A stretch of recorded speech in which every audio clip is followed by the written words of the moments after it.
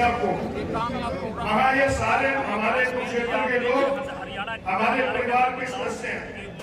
हम बिल्कुल ही रास्ता लगाएंगे और आपसे एक ही प्रार्थना है कि आप उस विश्वास को टूटने ना देना। एमपी साहब से आगे कोई मत चलना। सारे रविदास मंदिर सभा के प्रधान भाई सूर्यपान जी पहुंचे हैं, बड़े भाई यशपाल जी पहुंचे हैं, इनका भी स्वागत। भाई सुभाष पलवल, कमल पलवल, ओम प्रकाश पलवल, सारे साथी पहुंचे हैं, इनका भी स्वागत। एक विश्वविद्यालय यूनिवर्सिटी से हमारे बहुत भारी संख्या में कर्मचारी साथी आए हैं, उनका सबका स्वागत। भाई संजीव सैनी पूर्व जिला परिषद मेंबर पहुंचे, उनका स्वागत। भाई मामचंद प्रजापति बबैन से, रामपाल सैनी बबैन से, प्रवीण सिंगला, लाल सिंह अंटा।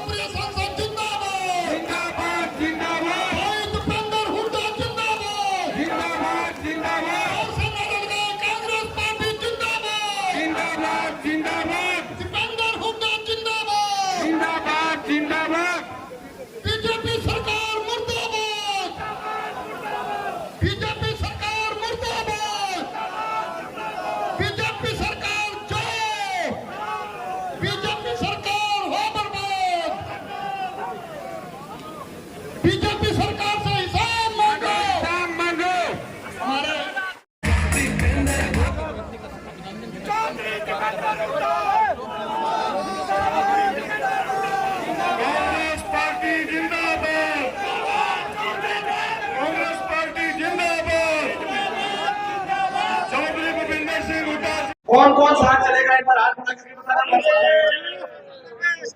तो साथ सभी साथ चलेंगे। दीपेंद्र जी, नौजवान साथ में आप ये देखो, आप अंकल की तरफ देखो, मैं समझता हूँ कम से कम 80-85 उम्र होगी और दोनों हाथ खड़े करके कह रहे साथ चलेंगे। आप अगर कोई सा नौजवान भी साथ चला तो सब साथ चलेंगे। दीपेंद्र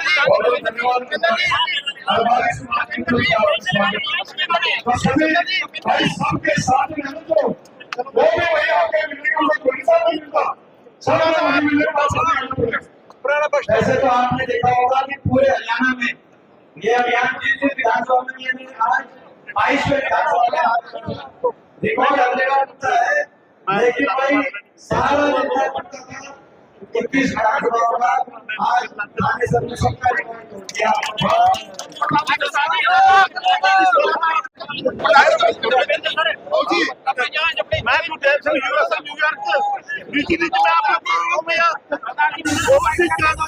मैं आपने मेरे को वादा किया, आपने होने का जो एक वादा किया था मैनिफेस्टो में आपको याद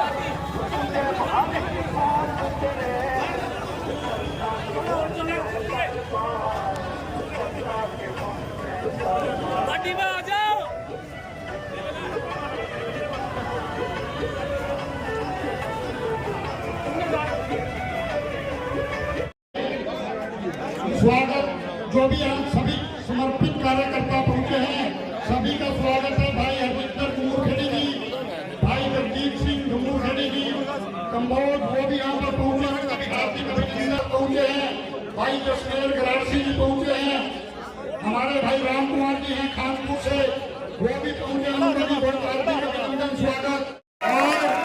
और मैं ये थानेसर ने इसको एक नया रूप दे दिया।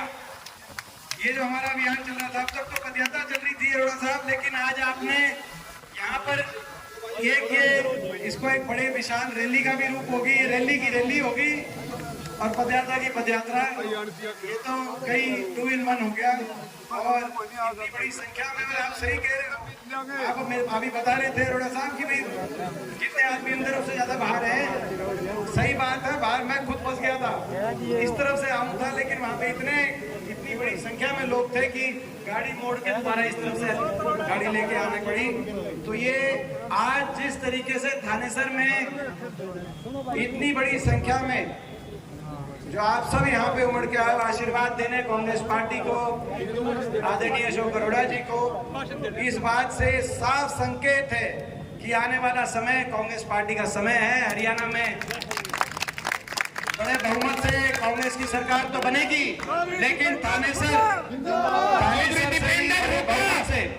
थानेसर से भी बड़ी बहुमत से कांग्रेस पार्टी जीत की तरफ बढ़ रही, क्योंकि 10 साल बीजेपी के। और हम सवाल पूछ रहे, मैं भी ज्यादा कोई बात ना कहते हुए हम अपनी पदयात्रा की तरफ आगे बढ़ेंगे। हमने सवाल पूछे, इनको इतनी तकलीफ हो गई बीजेपी को, सरकार को। हमने कहा 10 साल में कुछ सवाल जनता, हरियाणा की जनता के दिल में कोई सवाल है, वो सवाल हमने इनसे आज से 1 महीने पहले कांग्रेस पार्टी ने अभियान शुरू किया, हरियाणा मांगे हिसाब।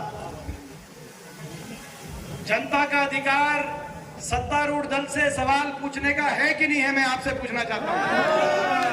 हमने सवाल पूछा कि देश में सबसे ज्यादा बेरोजगारी, भारत सरकार के अनुसार देश में सबसे ज्यादा बेरोजगारी हरियाणा में क्यों है?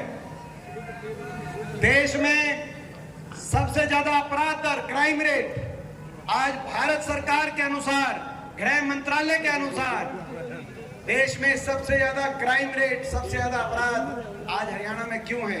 पिछले 1 साल में देश में सबसे ज्यादा फिरौतियों के मुकदमे हरियाणा में, डकैती के मुकदमे हरियाणा में, दूसरे नंबर पे हत्या के मुकदमे हरियाणा में। आज हरियाणा में इतना अपराध रेट, क्राइम रेट क्यों बढ़ा? देश में सबसे ज्यादा 10 साल की बीजेपी की सरकार के बाद सबसे ज्यादा नशा, पंजाब से भी ज्यादा ड्रग्स ओवरडोज के मामले हरियाणा में सामने आए इस साल। पंजाब से भी आगे निकल गया हरियाणा नशे में। जो खेल में सबसे आगे होता था हरियाणा, आज नशे में पंजाब से आगे निकल गया। 10 साल के बाद ऐसा अगर रिपोर्ट कार्ड की सरकार का हो तो उनसे सवाल पूछने चाहिए कि नहीं चाहिए, मैं आपसे पूछना आता। देश में सबसे ज्यादा महंगाई आज हरियाणा में, सबसे ज्यादा महंगा डीजल, पेट्रोल, वैट सबसे ज्यादा हरियाणा में। आज अर्थव्यवस्था हरियाणा की चौपट हो गई, विकास की पटरी से उतर गया हरियाणा। थानेसर का हाल आप देख सकते हैं, पूरे हरियाणा का हाल देख सकते हैं, उमरी रोड का हाल आप देख सकते हैं। आज क्या स्थिति बनी हुई है हरियाणा के अंदर। तो सवाल इनसे नहीं पूछेंगे तो किससे सवाल पूछेंगे? देश में ऐसी सरकार हरियाणा की साबित हुई कि हर वर्ग को अपमानित करने वाली और हर वर्ग की बात को अनसुना करने वाली ये सरकार साबित हुई। आपने देखा इन 10 वर्षों में किसी भी वर्ग, कोई ऐसा वर्ग नहीं जिसको सड़क पे अपने अधिकारों के लिए नहीं आना पड़ा हो, और कोई ऐसा वर्ग नहीं जिसके साथ अन्याय और अनदेखी इस सरकार ने ना की हो। सरकार का काम होता है कि हर बात, हर वर्ग की सुनवाई करे। आपने देखा किसान सड़कों पे आया, 750 किसानों की जान चली गई, लेकिन सहानुभूति के 2 शब्द भाजपा के किसी नेता के मुंह से आज तक नहीं निकले। वो भी कोई परिवार थे, किसी के थे, इस देश के थे। आपने देखा हमारे सरपंच आए, उन पे लाठीचार्ज, कर्मचारी आए उन पे लाठीचार्ज, आड़ती भाई आए उन पे लाठीचार्ज, आशा वर्कर, आंगनवाड़ी हमारी बहनें जब गई उन पे लाठीचार्ज करने वाली सरकार साबित हुई। हमारी बेटियों को दिल्ली की सड़कों पे घसीटने वाली ये थानेसर, ये प्रतीक कुरुक्षेत्र जो महाभारत की हमारी संस्कृति में, महाभारत यहाँ पे हुआ, बहन बेटी की इज्जत की बात आई तो पांडव कौरव भिड़ गए, महाभारत का युद्ध हुआ।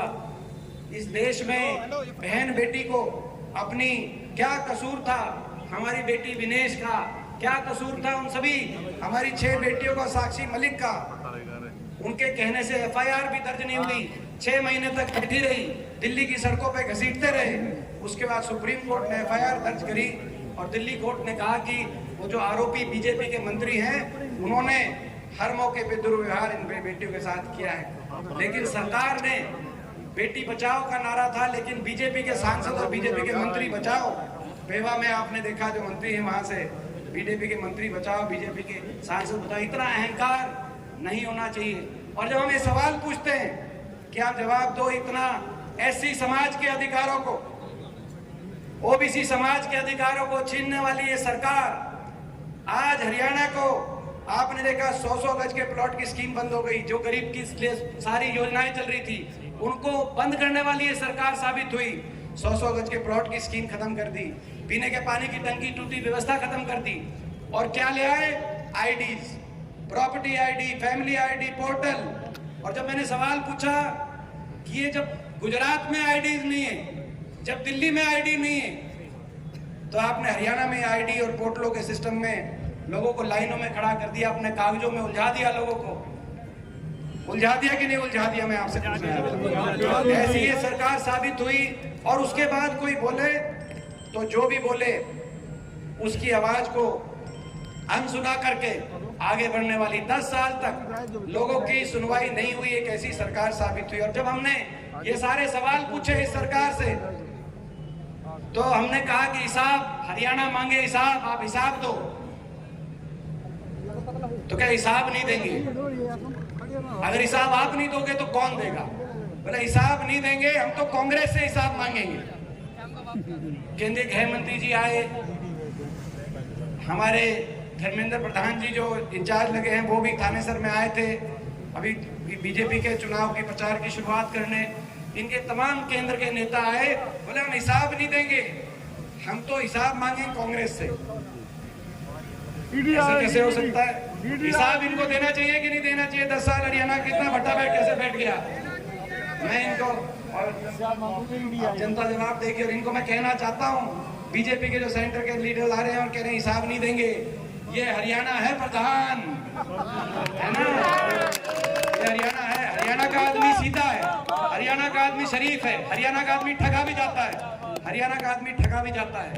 लेकिन जब ठगा जाता है तो जो ठगता है उससे हिसाब लेना भी हरियाणा का आदमी जानता है। और